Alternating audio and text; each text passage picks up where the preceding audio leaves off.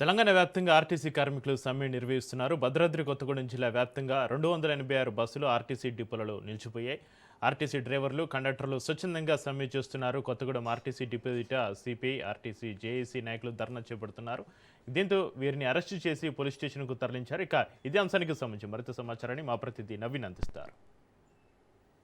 RTC కార్మికుల సమ్మె సైరన్తో ఇటు భద్రాద్రి కొత్తగూడెం జిల్లా వ్యాప్తంగా ఉన్నటువంటి అన్ని బస్టాండ్లలో కూడా బస్సుల్ని బయటికి రానియకపోవడంతో ఇటు ఈ ప్రయాణికులందరూ కూడా ఇబ్బందులు పడుతున్న పరిస్థితి కూడా ఉంది. ముఖ్యంగా మనం చూసుకుంటే భద్రాద్రి కొత్తగూడెం జిల్లా కేంద్రమైనటువంటి కొత్తగూడెం కావచ్చు, మనుగూరు, ఇల్లందు, భద్రాచలం ఏదైతే దక్షిణాయోధ్యగా పేరుగాంచినటువంటి భద్రాచలం దేవస్థానానికి వచ్చేటటువంటి భక్తులు, అదేవిధంగా అశ్వారావుపేట బస్ డిపోలలో అయితే ఈ యొక్క బస్సుల్ని వేటిని కూడా ఈ యొక్క కార్మికులు బయటికి రానియకపోవడంతో అయితే బస్సులన్నీ కూడా బస్టాండ్లకే పరిమితమైనట్లుగా కూడా చూడవచ్చు. ముఖ్యంగా వాళ్ళ ప్రధాన డిమాండ్లు అయినటువంటి అంటే 32 డిమాండ్లతో అయితే వారు ఈ యొక్క డిమాండ్లన్నీ కూడా తీర్చాలంటూ కూడా కార్మికులు ఒక అల్టిమేటం జారీ చేసినట్లుగా కూడా ఉంది. అయితే వారం రోజుల నుంచి కూడా ఈ చర్చలు సాగుతున్న నేపథ్యంలో నిన్న ఈ యొక్క చర్చలు విఫలం కావడంతో నిన్న అర్ధరాత్రి 12 గంటల నుంచి కూడా ఈ యొక్క ఆర్టీసీ సమ్మె సైరన్ మోగినట్లుగా కూడా చూడవచ్చు. దీంతో సుమారు భద్రాద్రి కొత్తగూడెం జిల్లాలో మొత్తం అంటే 286 బస్సులు ఉండగా సుమారు 926 మంది కార్మికులు అయితే ఉన్నారు. ఈ యొక్క కార్మికులు అయితే వీటికి సంబంధించినటువంటి బస్ స్టాండ్ 925 మంది కార్మికులు అయితే సమ్మెలో పాల్గొంటున్నట్లుగా కూడా చూడవచ్చు. ముఖ్యంగా మనం చూసుకుంటే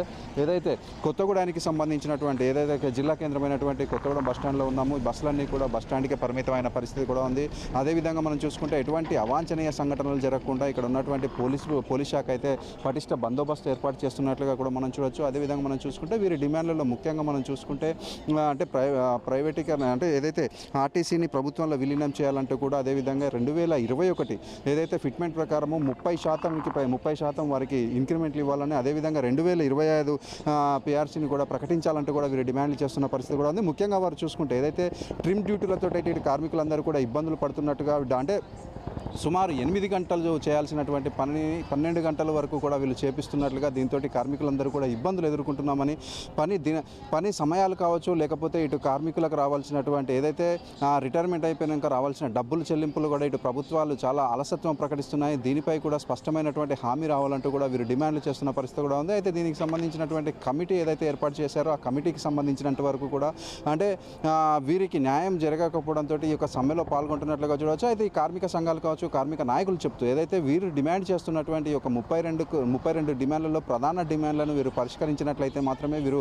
మరలా కూడా ఈ యొక్క ఉద్యోగాలలో చేరతామంటూ అంటే ఈ యొక్క ఉద్యోగాలకు వస్తామంటూ కూడా వీరు అల్టిమేటం జారీ చేస్తున్న పరిస్థితి కూడా ఉంది. అయితే దీనికి సంబంధించి ఈ యొక్క ఆర్టీసీ ఉద్యోగులు ఈ విధంగా సమ్మెపేట పడుతుండటంతో ఇటు యాజమాన్యాలు కూడా దానికి ఆల్టర్నేట్ చూడాలని కూడా చూస్తున్నారు. ఏదైతే అవుట్సోర్సింగ్ కావచ్చు, లేకపోతే పొరుగు సేవలను ఉపయోగించుకునేందుకు ఆ కార్మికుల్ని కావచ్చు, కండక్టర్లని ఉపయోగించి ఈ యొక్క బస్సులకు ఎక్కడ అంతరాయం ఏర్పడకుండా చూడాలని కూడా వారు చూస్తున్న పరిస్థితి కూడా ఉంది. అయితే ముఖ్యంగా మనం చూసుకుంటే ఈ సమ్మెతోటి ఏదైతే ఇటు అంటే జిల్లా వ్యాప్తంగా కూడా ప్రయాణికులు అయితే ఇబ్బందులు ఎదుర్కొంటున్న పరిస్థితి కూడా ఉంది. ముఖ్యంగా ఏదైతే సుదూర ప్రాంతాల నుంచి వచ్చినటువంటి కార్మికులు, సుదూర ప్రాంతాల నుంచి వచ్చినటువంటి ప్రయాణికులు మాత్రం ఈ బస్టాండ్లలో ఈ బస్సులు లేకపోవడంతో అనేక ఇబ్బందులు ఎదుర్కొంటున్నారు. అయితే అదేవిధంగా మనం చూసుకుంటే ఇప్పుడు ఎండాకాలం, అదేవిధంగా పిల్లలకి సెలవులు ఇవ్వడంతో ఈ యొక్క బస్సుల స్ట్రైక్ తోటి అయితే అనేక మంది కూడా ఇబ్బందులు పడుతున్న పరిస్థితి కూడా ఉంది. కెమెరామెన్ మధుతో నవీన్, రాజ్ న్యూస్, భద్రాద్రి జిల్లా.